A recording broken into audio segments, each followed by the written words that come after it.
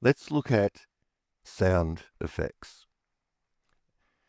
So the sound effects option allows you to build your own library of sound effects, which are short audio files, usually 1 second or less, that you can set to play as you move between songs in the playlist. So you can get a nice little sound effect break between songs. And just to make the system a little bit more configurable, you can set your own sound effects. So I'm just going to come in here, go add new sound effect, and I'm going to call this whoosh.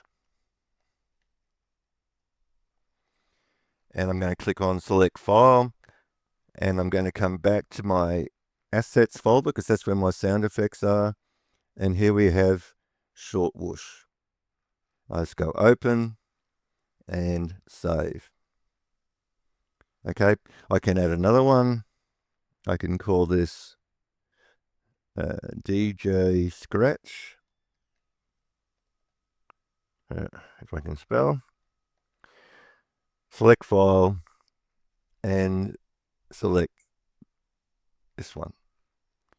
And it's as quick as that to add your sound effects into the system. Once they're in here, where you get to select them is in the game settings option inside Play Game, and we'll cover that in a separate training. But that is sound effects. So they are the just really short 1 second audios that you can select to play between songs as you're going through the playlist, just to break it up so you're not going directly from one song to another.